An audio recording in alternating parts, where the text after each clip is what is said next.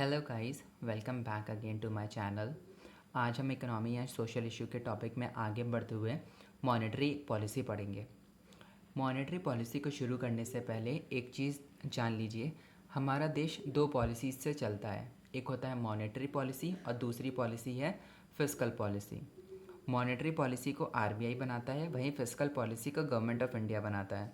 अब क्वेश्चन ये अराइज होता है कि आरबीआई में मॉनेटरी पॉलिसी को कौन बनाता है, तो इसका जवाब है monetary policy committee. Monetary policy committee जो थी 2016 में बनी थी on the recommendation of Urjit Patel committee. इस कमेटी को जो हेड करते हैं वो होता है गवर्नर ऑफ आरबीआई, और इस कमेटी में 6 मेंबर्स होते हैं including the governor of RBI. 3 members RBI के होते हैं, वहीं 3 मेंबर्स गवर्नमेंट ऑफ इंडिया के होते हैं। ये कमेटी मिनिमम 4 बार और मैक्सिमम 6 बार एक साल में मीट करती है, तभी ये रिवर्स रेपो रेट वगैरह रिवाइज किए जाते हैं। अब ऑब्जेक्टिव देख लें अगर हम मॉनेटरी पॉलिसी के, तो 2 ऑब्जेक्टिव होते हैं। पहला होता है to maintain growth and development, वहीं दूसरा ऑब्जेक्टिव है इस पॉलिसी का to maintain financial stability. Financial stability का मतलब है आरबीआई के अकॉर्डिंग मनी सप्लाई का एक लेवल है हमारे देश में, अगर उससे ज़्यादा सप्लाई हो जाए मनी तो उस कंडीशन को हम कहते हैं इन्फ्लेशन, लेकिन अगर उससे कम हो तो उसको हम कहते हैं डिफ्लेशन। इसको हम एग्जाम्पल के तौर पे अगर समझें, मान लीजिए कि आपकी जेब में अचानक से 100 करोड़ रुपए आ गए 100 लोगों की जेब में, और अब आपका मन हुआ बुगाटी ख़रीदने का। और बुगाटी आप जानते हैं कितनी महंगी गाड़ी है, इसका मान लीजिए हमारे देश में 2-3 ज़्यादा बिक पाती हैं पूरे साल में। तो अगर अचानक से 100 लोगों की जेब में 100 करोड़ आ गए, तो अब क्या करेंगे ये लोग, मन हुआ हमारा बुगाटी ख़रीदने का, तो हम सब लोग जाएंगे बुगाटी के प्लांट पे गाड़ी ख़रीदने। अब वो देखेंगे कि भीड़ आ गई इतनी सारी और प्रोडक्शन सिर्फ 2-3 का ही है। उनके पास मान लीजिए कि 3 प्रोडक्ट खड़े हैं बेचने के लिए, और 3 ही वो प्रोड्यूस इसलिए करते थे क्योंकि उसकी डिमांड ही इतनी थी। तो अब वो देखते हैं अचानक से कि 100 लोग हो गए, तो अब वो क्या करेंगे, इतने पीस तो है नहीं उनके पास कि वो बेच सकें। तो अब वो क्या करेंगे, उसका प्राइस बढ़ा देंगे, और जो उसको अफोर्ड करेगा उस प्राइस को, उसको वो बेच देंगे। तो इससे क्या हुआ, उसका रेट बढ़ गया। इसको हम कहते हैं इन्फ्लेशन, यानी कि महंगाई। ज़रूरत से ज़्यादा लोगों के पास पैसा आ जाता है तो डिमांड वो बढ़ा देते हैं, लेकिन सप्लाई उतना ही रहता है। अब वो सप्लाई अगर बढ़ेगा भी तो धीरे धीरे बढ़ेगा, एक साथ से नहीं बढ़ेगा। अगर इन्फ्लेशन का आया लेकिन, तो इसका एक फ़ायदा और है, डिमांड अगर बढ़ी तो उसका प्रोडक्शन भी बढ़ेगा, प्रोडक्शन बढ़ेगा तो एम्प्लॉयमेंट बढ़ेगा, एम्प्लॉयमेंट बढ़ेगा तो डेवलपमेंट भी होगा। लेकिन इसमें क्या होता है, जो गरीब होता है वो गरीब ही रह जाता है। वहीं हमारा दूसरा केस है डिफ्लेशन। डिफ्लेशन में क्या होता है, जब लोगों की जेब में पैसा कम होता है और सप्लाई उतनी ही रहती है, तो अब क्या हो रहा है, डिमांड कम हो गई है, तो जितनी भी कंपनियां हैं जो प्रोडक्ट बना रही हैं उनके पास देख रही हैं कि डिमांड कम हो गई है और वो प्रोडक्शन ज़्यादा कर रहे हैं, तो वो प्रोडक्शन को करेंगे कट। प्रोडक्शन को कट करेंगे तो जो लोग प्रोडक्शन में इन्वॉल्व थे उनकी भी छटनी होगी, उनकी छटनी होगी तो अनएम्प्लॉयमेंट आएगा, लोगों का रोज़गार जा रहा है, तो इससे डेवलपमेंट पे भी असर पड़ेगा। ये केस तब आता है जब आप सुविधाएं फ्री देने लगते हो पब्लिक को, तो पब्लिक उसका डिमांड ही नहीं करता है। ये हो गया डिफ्लेशन। इसलिए एक मनी फ्लो बरकरार रहना चाहिए। अब हम बढ़ते हैं आगे इंस्ट्रूमेंट्स ऑफ मॉनेटरी पॉलिसी पे। बेसिकली 2 तरीके के इंस्ट्रूमेंट्स होते हैं मॉनेटरी पॉलिसी के, एक होते हैं डायरेक्ट इंस्ट्रूमेंट्स, वहीं दूसरे होते हैं इनडायरेक्ट इंस्ट्रूमेंट्स। डायरेक्ट इंस्ट्रूमेंट्स में 3 टूल्स होते हैं, कैश रिजर्व रेशियो जिसको हम सीआरआर कहते हैं, स्टैट्यूटरी लिक्विडिटी रेशियो जिसको एसएलआर कहते हैं, और रीफाइनेंस फैसिलिटी। वहीं इनडायरेक्ट में rapport rate, bank rate, marginal standing facility, reverse rapport rate, market stabilization scheme, term rapport और ओपन मार्केट ऑपरेशन जैसे टूल्स होते हैं। तो अब इनको हम डिटेल में एक एक करके देखते हैं। सबसे पहले हम बात करते हैं सीआरआर यानी कि कैश रिजर्व रेशियो की। तो इसकी डेफिनेशन है the share of net demand and time liability that bank must maintain with RBI on daily basis. इसका मतलब है जो बैंक का एनडीटीएल होता है यानी कि net demand and time liability, उसका कुछ शेयर होता है जो बैंक को मेंटेन करना पड़ता है आरबीआई के पास। प्रेजेंट टाइम में इसका रेट है 3%, यानी कि 3% आरबीआई के पास बैंक को अपना एनडीटीएल का शेयर जमा करना पड़ेगा डेली बेसिस पे। क्यों करना पड़ेगा, according to RBI act 1934 section 42, इसके तहत उनको पैसा जमा करना पड़ेगा। Net demand and time liability क्या होता है? देखिए, किसी भी बैंक में एक दिन में कितना डिपॉजिट हो रहा है और कितना अमाउंट विड्रॉ हो रहा है उसको हम कहते हैं NDTL। डिपॉजिट्स हमेशा ही विड्रॉल से ज़्यादा होते हैं क्योंकि डिपॉजिट्स में 4 अकाउंट होते हैं: savings account, current account, fixed deposit और रिकरिंग डिपॉजिट। वहीं विड्रॉल में क्या होता है? सिर्फ savings account and current account, इसलिए डिपॉजिट्स हमेशा ही विड्रॉल से ज़्यादा होते हैं। तो ये था हमारा CRR। नेक्स्ट है हमारा SLR यानी कि स्टैट्यूटरी लिक्विडिटी रेशियो। ये भी वही है, the share of NDTL that bank must maintain in gold and government security. इसका जो रेट है वो ज़्यादा है, वो इसका इस समय प्रेजेंट टाइम में 18% है।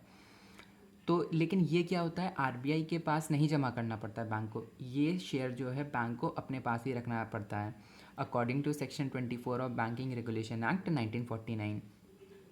लेकिन ये शेयर 3 पार्ट में डिवाइड होता है: cash, gold and government securities. ऐसा क्यों है? ऐसा इसलिए है क्योंकि बैंक ने, RBI ने SLR तो बना दिया कि बैंक को अपने पास इतना शेयर मेंटेन करके रखना है, लेकिन बैंक ने कहा कि इतना शेयर मेंटेन करके हम करेंगे क्या? इससे तो हम प्रॉफिट कमा सकते हैं अगर हम कहीं निवेश करें तो बैंक ने कहा, RBI ने कहा बैंक को, अच्छा ठीक है, आप 3 पार्ट में इसको डिवाइड करो: cash, gold and government security. Cash आपको अपने पास होल्ड करके रखना पड़ेगा, वहीं गवर्नमेंट सिक्योरिटीज़ एंड गोल्ड में आप निवेश कर सकते हो जिसके आपको प्रॉफिट मिलेगा।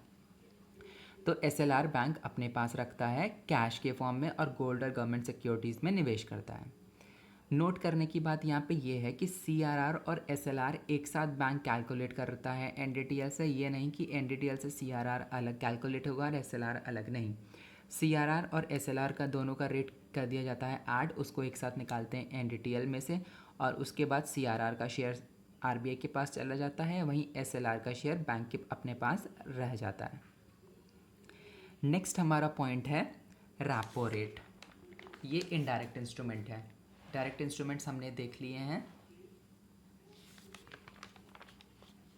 नहीं, एक पॉइंट मैं यहाँ पे मिस कर गया, रीफाइनेंस फैसिलिटी। सॉरी, मैंने लिखना भी मिस कर दिया, लेकिन सुन लीजिए। रीफाइनेंस क्या होता है? जब बैंक को लोन देना होता है कस्टमर को, लेकिन बैंक के पास लोन देने के लिए अमाउंट नहीं होता है, तो इस केस में बैंक क्या करता है? बैंक फाइनेंस लेता है RBI से और वही फाइनेंस को यूज़ करते हुए बैंक लोन देता है कस्टमर को। तो एक बार तो बैंक ने RBI से पैसा लिया और दूसरा वही पैसा बैंक ने कस्टमर को दिया, इस वजह से इसको कहा जाता है रीफाइनेंस फैसिलिटी। तो ये रीफाइनेंस फैसिलिटी, CRR, SLR हमारे पार्ट थे डायरेक्ट इंस्ट्रूमेंट्स के। अब हम बात करेंगे इनडायरेक्ट इंस्ट्रूमेंट्स की। इनडायरेक्ट इंस्ट्रूमेंट्स में सबसे पहला इंस्ट्रूमेंट है हमारा रेपो रेट। रेपो रेट क्या होता है? ये वो रेट है जिस रेट पे बैंक जो है लोन लेते हैं RBI से 15 दिन के लिए, और एक्सटेंड किया जा सकता है इसको 5 बार, making it maximum of 90 days. लेकिन इसमें मिनिमम अमाउंट होता है 5 करोड़ और मैक्सिमम होता है 0.5% ऑफ NDTL। इसको मैं आपको सिंपल भाषा में समझाता हूँ। मान लीजिए किसी बैंक को लोन लेने की ज़रूरत है, तो बैंक RBI से लोन लेता है रेपो रेट पे। बैंक लोन लेता है 15 दिन के लिए इनिशियली, क्योंकि 15 दिन इनिशियली RBI लोन देता है। अगर 15 दिन में आप वापस कर देते हो तो ठीक है, अगर 15 दिन में आप वापस नहीं कर पाए तो RBI करेगा 15 दिन का टाइम और दे देगा बैंक को। अगर उसमें भी नहीं कर पाया तो और 15 दिन का, ऐसे करके RBI 5 बार टाइम देता है 15-15 दिन का, तो इस तरह से 75 दिन का टाइम मिल जाता है। और पहले का 15 दिन था ही, उसको हम ऐड कर देंगे तो ये मैक्सिमम ड्यूरेशन बना देता है 90 डेज़ का। तो 90 डेज़ के अंदर बैंक को RBI को पैसा वापस करना पड़ता है। लेकिन रेपो रेट में कितना लोन एक बैंक ले सकता है? तो इसका जो मिनिमम अमाउंट है वो है 5 करोड़, वहीं मैक्सिमम अमाउंट है 0.5% ऑफ NDTL। यानी कि अगर आप आज लोन ले रहे हो तो बैंक अपना NDTL निकालेगा, उसका 0.5% जो होगा उसका वही 0.5% ही उसको लोन मिल सकता है RBI से, इससे ज़्यादा नहीं। फिर सेकेंड है हमारा बैंक रेट। बैंक रेट हम क्यों पढ़ रहे हैं, रिवर्स रेपो क्यों नहीं पढ़ रहे हैं यहाँ, ये आप अभी समझेंगे। डेफिनेशन पढ़िए पहले। जब बैंक RBI को रीपे नहीं कर पाता है, RBI को रेपो रेट पे जो लोन लिया होता है वो 90 डेज़ में, तो बैंक क्या करेगा? बैंक और मोहलत मांगेगा RBI से तो आरबीआई क्या करेगा, उसको थोड़े दिन की मोहलत और दे देगा। तो इस तरह से वो टाइम एक्सटेंड हो गया बियॉन्ड 90 डेज़। तो जब 90 डेज़ से एक्सटेंड हुआ तो बैंक को टाइम तो मिल गया है आरबीआई से, लेकिन आरबीआई अब उन पे पेनल्टी इम्पोज करेगा। वो पेनल्टी होती है bank rate. Bank rate higher rate होता है रेपो रेट से। तो 90 डेज़ के बाद जितने दिन बाद बैंक वापस कर रहा है आरबीआई को, तो 90 डेज़ के बाद जितने दिन उसने और लिया उन दिन पे बैंक रेट लगेगा, रेपो रेट नहीं लगेगा।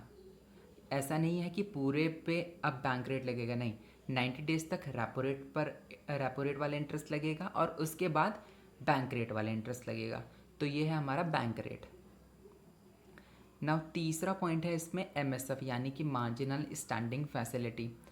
मार्जिनल स्टैंडिंग फैसिलिटी जो है हमारा 2011 में इंट्रोड्यूस हुआ था ऑन द रिकमेंडेशन ऑफ जी महालिंगम। जी महालिंगम उस समय आरबीआई में एक ऑफिसर थे। तो एमएसएफ फैसिलिटी क्या है, अगर बैंक्स को आरबीआई से लोन चाहिए होता है एक दिन के लिए या ओवरनाइट यानी कि मैक्सिमम 24 आवर्स के लिए, तो बैंक के पास ऑप्शन अवेलेबल है एमएसएफ कि वो एमएसएफ पे लोन ले सकते हैं। इसमें जो मिनिमम अमाउंट होता है वो होता है 1 करोड़, वहीं मैक्सिमम अमाउंट होता है 1% ऑफ एनडीटीएल। लेकिन इसका टाइम फिक्स है कि आपको शाम के 3:30 से 4:30 बजे के बीच में ही लोन मिलेगा और नेक्स्ट डे आपको ये लोन वापस करना पड़ेगा। लेकिन अगर नेक्स्ट डे हॉलीडे है तो आरबीआई लोन नहीं देगा। जैसे कि फ्राइडे को बैंक को लोन चाहिए और नेक्स्ट डे सैटरडे है जो कि हॉलीडे है, सेकंड सैटरडे है, तो आरबीआई लोन नहीं देगा। नेक्स्ट डे भी वर्किंग डे ही होना चाहिए, तभी आपको ये लोन मिल सकता है। लेकिन इस फैसिलिटी को अवेल करने के लिए कंडीशन ये है कि बैंक को एसजीएल अकाउंट मेंटेन करना पड़ेगा। एसजीएल अकाउंट क्या होता है, ये जॉइंट अकाउंट होता है बिटवीन आरबीआई एंड बैंक। एसजीएल की फुल फॉर्म है सब्सिडाइज्ड जनरल लेजर। तो इस अकाउंट में क्या होता है, ये डीमैट अकाउंट है, इसमें गवर्नमेंट सिक्योरिटीज़ पड़ी होती हैं जिसके बेसिस पे ही आरबीआई बैंक को लोन देता है। अच्छा, अब क्वेश्चन ये आता है कि इसकी ज़रूरत क्या पड़ी एमएसएफ की। तो इसके दो रीज़न हैं। पहला रीज़न है, देखिए बैंक का मान लीजिए एक दिन का एनडीटीएल है 100 करोड़, उसमें से 4% बैंक को देना है, 4 नहीं मिनिमम अभी 3% है सीआरआर, तो 3% बैंक को आरबीआई को देना है। तो बैंक के पास कितना बचा 97। लेकिन अगर बैंक को लोन बांटना है 98 का, कोई आ गया 98 का लोन लेने बैंक के पास, तो बैंक क्या करेगा, उसको वापस नहीं करेगा कस्टमर को। इंस्टेड बैंक क्या करेगा, बैंक लेगा आरबीआई से लोन तुरंत एमएसएफ पे और वही लोन बैंक कस्टमर को दे देगा और नेक्स्ट डे पे बैंक ये लोन वापस कर देगा आरबीआई को। पहला रीज़न तो ये था जिसके वजह से एमएसएफ की ज़रूरत पड़ी। और दूसरा रीज़न ये है, एमएसएफ नहीं था तो बैंक कैसे लोन लेते थे, लोन की ज़रूरत तो तब भी पड़ती थी। तो एक बैंक दूसरे बैंक के पास जाता था लोन लेने, उसके पास 3 ऑप्शंस अवेलेबल थे लोन में, call money, notice money and term money. Call money एक दिन के लिए लोन लेते हैं, तो नोटिस मनी 2 से 14 दिन के लिए, टर्म मनी 15 दिन से 1 साल के लिए। लेकिन इसमें क्या होता था, जिस बैंक को ज़रूरत पड़ती थी वो दूसरे बैंक के पास जाता था और दूसरा बैंक पहले बैंक से इंटरेस्ट रेट काफ़ी ज़्यादा चार्ज करता था। तो इसकी वजह से इस अनफेयर प्रैक्टिस को रोकने के लिए बैंक आरबीआई ने इंटरवेन किया और वो लेके आया एमएसएफ कि अगर बैंक फेयर इंटरेस्ट पे आपको लोन नहीं देगा तो आप हमारे पास आओ, हम आपको लोन देंगे। तो इस वजह से एमएसएफ को इंट्रोड्यूस किया गया। ये था हमारा एमएसएफ। नेक्स्ट पॉइंट है हमारा reverse repo rate. Reverse repo rate क्या होता है, ये वो रेट है जिस रेट पे बैंक अपना एक्सेस मनी डिपॉजिट करता है आरबीआई में। जी हाँ, एक्सेस मनी, आपने जब बहुत जगह पढ़ा होगा, आरबीआई लोन लेता है जिस रेट पे, उसको कहते हैं रिवर्स रेपो रेट। आरबीआई भला लोन क्यों लेगा, आरबीआई तो खुद सेंट्रल बैंक है, उसके पास तो पैसा है ही। तो ये गलत है, ये एक्सेस मनी होता है जो बैंक अपना रखता है आरबीआई के पास। जैसे आपके पास एक्सेस मनी होता है तो आप क्या करते हैं, बैंक में जाके उसको डिपॉजिट करते हैं क्योंकि आपको इंटरेस्ट रेट मिलेगा। तो वही काम बैंक करता है, बैंक अपना पैसा जाके आरबीआई में रख देता है और इसको इंटरेस्ट मिलता है। और जो पैसा बैंक आरबीआई में जाके जमा करता है वही पैसा लेके आरबीआई बैंक किसी दूसरे बैंक को लोन दे देता है और उससे इंटरेस्ट लेता है जो कि हायर होता है, जिससे आरबीआई को भी प्रॉफिट होता है। तो ये चीज़ थी रिवर्स रेपो रेट में। अब हमारा नेक्स्ट पॉइंट है liquidity adjustment facility. Liquidity adjustment facility क्या होता है, ये कंबाइंड ऑपरेशन होता है रेपो रेट और रिवर्स रेपो रेट का, जिससे आरबीआई कंट्रोल करता है इन्फ्लेशन और डिफ्लेशन को। सिंपल सी चीज़ है, रेपो रेट और रिवर्स रेपो रेट के डिफरेंस को हम कहते हैं एलएएफ कॉरिडोर। बहुत लोग ये समझते हैं कि जो रेपो रेट और रिवर्स रेपो रेट का डिफरेंस होता है वो लिक्विडिटी एडजस्टमेंट फैसिलिटी होता है। ये गलत चीज़ है। जो इसके बीच का डिफरेंस होता है वो एक्चुअली एलएएफ कॉरिडोर होता है। एग्जाम्पल के तौर पे इसको हम समझते हैं। मान लीजिए आरबीआई से किसी बैंक ने लोन लिया 5 करोड़ का रेपो रेट पे। मान लीजिए रेपो रेट है 5%, तो बैंक ने आरबीआई से लोन लिया 5% पे, और जो वो अमाउंट लिया है लोन के तौर पे वही बैंक ने अपने कस्टमर्स में बांट दिया 10% इंटरेस्ट रेट पे। तो कस्टमर ने देखा कि इंटरेस्ट कम है तो अट्रैक्ट होकर उनने लोन ले लिया। लेकिन अब क्या हुआ, बैंक आरबीआई ने देखा कि बैंक ज़्यादा मनी फ्लो कर रहा है मार्केट में, तो आरबीआई ने इसके लिए क्या किया, रेपो रेट को इंक्रीज़ कर दिया। जब आरबीआई रेपो रेट को इंक्रीज़ करेगा तो बैंक भी अपना इंटरेस्ट रेट इंक्रीज़ करेगा, तो बैंक ने भी अपना इंटरेस्ट रेट इंक्रीज़ कर दिया ताकि उसका प्रॉफिट मेंटेन रहे। तो जब बैंक ने अपना इंटरेस्ट रेट कर दिया इंक्रीज़, तो डिमांड में आ गई गिरावट। तो मान लीजिए 5 करोड़ का पहले लोन जा रहा था तो अब 3 करोड़ का ही जा रहा है और 2 करोड़ बच गया। तो बैंक कहता है इससे नुकसान तो आपका ही है, आपने तो रेपो रेट इंक्रीज़ कर दिया। तो अब आरबीआई कहेगा ठीक है, कोई चिंता वाली बात नहीं है, तुम अपना एक्सेस मनी लेके हमारे पास आओ और उसको रिवर्स रेपो रेट पे जमा कर दो, हम तुमको उस पर इंटरेस्ट भी देंगे। तो बैंक क्या करेगा, वो एक्सेस मनी लेके आरबीआई के पास चला जाएगा और रिवर्स रेपो रेट पे जमा कर देगा। इससे क्या होगा, उसको इंटरेस्ट मिलेगा और उसको नुकसान भी नहीं होगा। लेकिन अगर रेपो रेट इंक्रीज़ किया है आरबीआई ने, तो आरबीआई रिवर्स रेपो रेट भी इंक्रीज़ करेगा ताकि एलएएफ कॉरिडोर जो है मेंटेन कर रहे। तो इसका कंक्लूजन ये है कि अगर रेपो रेट बढ़ेगा तो मनी सप्लाई रिड्यूस होगा, लेकिन अगर रेपो रेट घटेगा तो मनी सप्लाई इंक्रीज़ होगा। लेकिन अगर क्या हो कि रेपो रेट बढ़ाने के बाद भी कस्टमर लोन लेने में गिरावट ना आए, इसको हम आगे समझेंगे। Open market operation. तो वहीं से हम कंटिन्यू करते हैं कि हमने जब लास्ट पॉइंट छोड़ा था हमने इसमें लिक्विडिटी एडजस्टमेंट फैसिलिटी में, कि अगर इंटरेस्ट रेट बढ़ाने के बाद भी लोन लेने में गिरावट ना आए कस्टमर्स के, तो आरबीआई क्या करेगा। तो इसका आंसर है ओपन मार्केट ऑपरेशन। इससे भी आरबीआई कंट्रोल करता है इन्फ्लेशन डिफ्लेशन को। मान लीजिए हमारे कंट्री में 5 बैंक हैं, सपोज़ कर लीजिए, हैं तो ज़्यादा, और सबके पास कैपिटल है 1-1 लाख, यानी कि टोटल है 5 लाख। लेकिन आरबीआई के अकॉर्डिंग होना चाहिए 4 लाख, यानी कि सबके पास 20,000 एक्स्ट्रा है। तो आरबीआई क्या करेगा, आरबीआई जाएगा इन बैंक के पास और आरबीआई कहेगा कि आप हमसे गवर्नमेंट सिक्योरिटी खरीद लो। तो बैंक इंटरेस्टेड रहता है हमेशा ये गवर्नमेंट सिक्योरिटी खरीदने में, ये याद रखिए, बैंक हमेशा ही इंटरेस्टेड रहता है आरबीआई से गवर्नमेंट सिक्योरिटी खरीदने में। तो बैंक खुश होके ये गवर्नमेंट सिक्योरिटी आरबीआई से कर लेगा परचेज।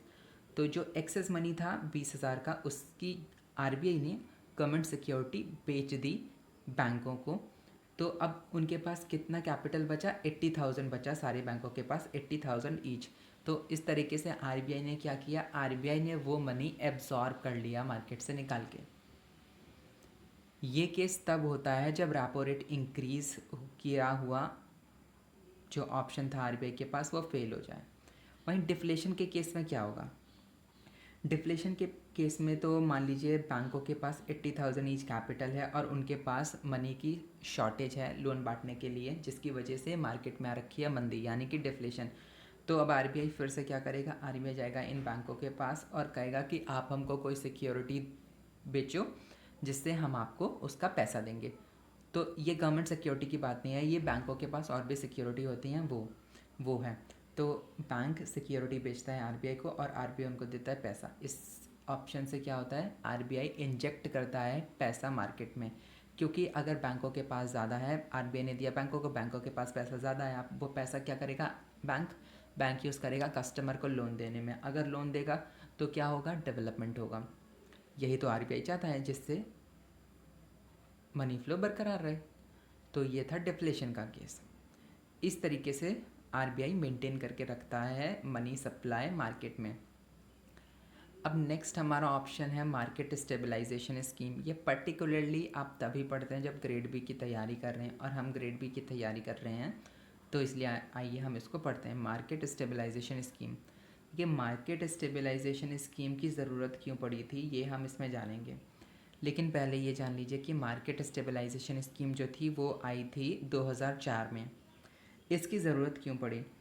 हमारे देश में एक लेवल है पैसे का, अगर उससे ज़्यादा मनी सप्लाई होगा तो इन्फ्लेशन होगा, उससे कम होगा तो डिफ्लेशन होगा।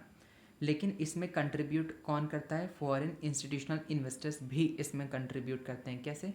बाहर से किसी देश से इन्वेस्टर आए, उनने हमारे शेयर मार्केट में अपना पैसा लगाया, तो डेवलपमेंट तो बढ़ेगा, जाहिर सी बात है। लेकिन जब वो अचानक से अपना सारा पैसा लेके चले जाएं तो इकोनॉमी एकदम से डाउन हो जाती है। तो इसके लिए आरबीआई ने एक आंसर सोचा, सॉल्यूशन सोचा, और आरबीआई बीच में इंटरवेन करने लगा। अब जब भी फॉरेन इंस्टीट्यूशनल इन्वेस्टर आते हैं हमारे मार्केट में पैसा निवेश करने, तो आरबीआई बीच में खड़ा हो जाता है। आरबीआई कहता है, मान लीजिए कोई आया 1,000 का इन्वेस्ट करने, आरबीआई का आपको 300 रुपये का गवर्नमेंट सिक्योरिटी हमसे ख़रीदना पड़ेगा। तो ठीक है, इन्वेस्टर तैयार हो गया कि हम खरीदेंगे, गवर्नमेंट सिक्योरिटी है, हमारा पैसा कहीं नहीं जाएगा, तो गवर्नमेंट का भी इसमें फ़ायदा होगा और उसको भी कोई नुकसान नहीं है। इन्वेस्टर को 300 रुपये की उसने ख़रीद ली गवर्नमेंट सिक्योरिटी, पैसा गया गवर्नमेंट के पास, उसके पास आ गया सिक्योरिटी। तो अब बचा कितना उसके पास इन्वेस्ट करने के लिए? 700। तो अब जब सिक्योरिटी उसने ख़रीद ली है तो उसका भी टर्म पीरियड होता है। जैसे मान लीजिए उसने ट्रेजरी बिल ख़रीदा, ट्रेजरी बिल में जैसे आप जानते हैं 3 ऑप्शन होते हैं, 91 डेज़ के, 182 डेज़ और 364 डेज़।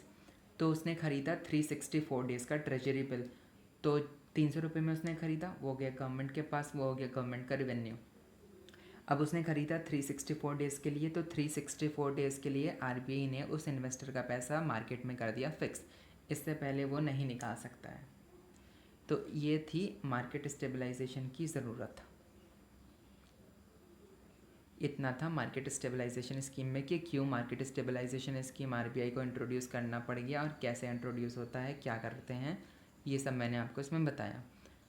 अब हमारा नेक्स्ट टॉपिक है टर्म रेपो। टर्म रेपो क्या होता है और इसकी ज़रूरत क्यों पड़ी? टर्म रेपो की देखिए ज़रूरत इसलिए पड़ी, मान लीजिए एक बैंक है, कोई भी बैंक है, एसबीआई है, उसने आरबीआई से रेपो रेट पे ले रखा है लोन, लेकिन 50 दिन के लिए उसने लिया लोन और उसको 10 दिन बाद फिर से लोन की ज़रूरत पड़ गई। तो अब आरबीआई उसको रेपो रेट पे लोन नहीं देगा क्योंकि उसने पहला लोन पे नहीं किया है वापस। तो इस केस में अब वो एमएसएफ भी नहीं ले सकता क्योंकि एक ही दिन के लिए मिलता है वो तो इस केस में उसको लोन के लिए और कौन सा ऑप्शन अवेलेबल है? तो कोई ऑप्शन अवेलेबल नहीं है। तो इसके लिए आरबीआई ने बनाया है टर्म रेपो कि अगर पहले से लोन ले रखा है रेपो रेट पे, आप वापस नहीं कर पाए, आपको फिर से लोन की ज़रूरत पड़ी है, तो आप टर्म लोन ले सकते हो। इसको कहते हैं टर्म रेपो। लेकिन अब ये मिलता कैसे है, इसमें मिनिमम लिमिट मैक्सिमम लिमिट क्या होती है वो भी हम जानना चाहेंगे। तो इसको आरबीआई कैलकुलेट करता है यानी कि 75%। लेकिन कैसे? आरबीआई ये लोन सेकेंड फ्राइडे और सेकेंड वर्किंग फ्राइडे और फोर्थ वर्किंग फ्राइडे को ही डिस्ट्रीब्यूट करता है in the form of auction. जी हाँ, ऑक्शन के तौर पे ये लोन बढ़ता है। और ये ऑक्शन कहाँ होता है? आरबीआई के पोर्टल पे जिसका नाम है धन कुबेर या फिर ई कुबेर। तो आरबीआई क्या करता है, जैसे सेकेंड वर्किंग फ्राइडे को आरबीआई इस लोन का कराता है ऑक्शन, तो सेकेंड वर्किंग फ्राइडे से एक दिन पहले यानी कि थर्सडे को आरबीआई सारे बैंक का एनडीटीएल कैलकुलेट करता है और उसका 75% निकालता है। वो 75% जो अमाउंट होता है वो होता है टर्म रेपो के लिए अवेलेबल अमाउंट। अब इस अमाउंट का होता है ऑक्शन सेकेंड वर्किंग फ्राइडे पे, लेकिन इस ऑक्शन का टाइम होता है 1:30 PM से 2 PM तक, इसी बीच में ये ऑक्शन होता है। इस ऑक्शन में होता क्या है, अमाउंट का ऑक्शन नहीं होता है एक्चुअली, ये अमाउंट तो अवेलेबल होता है ऑक्शन के लिए। ऑक्शन होता है इंटरेस्ट रेट का, जो इंटरेस्ट शुरू होता है वो होता है रेपो रेट से। फिर जो बैंक रेपो रेट से सबसे ज़्यादा इंटरेस्ट देता है उसको ये अमाउंट दिया जाता है। मान लीजिए कि 100 करोड़ अमाउंट अवेलेबल है टर्म रेपो के लिए और उसमें 5 बैंक आए हैं बोली लगाने। वो मान लीजिए 5 बैंक कोई भी हैं, SBI, BOB, Canara, UBI, Indian bank, लेकिन सब बैंकों की रिक्वायरमेंट है 25 करोड़। तो ऑक्शन शुरू हुआ, एसबीआई ने सबसे ज़्यादा इंटरेस्ट दिया और एसबीआई पहले अपना 25 करोड़ लेके चला गया। अब बचता है 75 करोड़। तो वापस से यही प्रोसेस शुरू होगा, फिर से इंटरेस्ट की बोली लगेगी, जो हाईएस्ट इंटरेस्ट देगा आरबीआई उसको लोन देगा। लेकिन ये प्रोसेस तब भी शुरू होगा अगर टाइम परमिट करता है, मतलब कि 1:30 बजे के बाद 10 मिनट बाद एसबीआई ने बोली लगा के अपना इंटरेस्ट ज़्यादा दे के लोन लेके चला गया, अभी 20 मिनट बचता है, तो ये प्रोसेस कंटिन्यू रहेगा। लेकिन अगर क्या हो कि टाइम पीरियड ख़त्म हो जाए और अमाउंट अभी भी बचा है, तो यही बोली थर्ड फ्राइडे को लगेगी। फिर थर्ड फ्राइडे के दिन बैंक्स लोन लेंगे और चले जाएंगे। लेकिन इसका एक नुकसान ये है कि अगर आप थर्ड फ्राइडे को लेते हो तब भी आपको फोर्थ फ्राइडे को ही वापस करना है, सेकेंड फ्राइडे को लेते हो तो भी फोर्थ फ्राइडे को ही पैसा वापस करना है। तो जिसने सेकेंड फ्राइडे को लिया उसको 14 डेज़ वापस करने के लिए मिल गया, लेकिन जिसने थर्ड फ्राइडे को लिया उसको खाली मिलेंगे 7 डेज़ वापस करने के लिए। इसमें कई बार ऐसा भी होता है कि थर्ड फ्राइडे को जानबूझ के छोटे बैंक्स आते हैं, क्योंकि इंटरेस्ट रेट तब तक कम हो जाता है, क्योंकि मेजर प्लेयर्स जो होते हैं वो चले जाते हैं। ऐसा भी काफ़ी बार होता है। ये था हमारा टर्म रेपो के बारे में सारी डिटेल।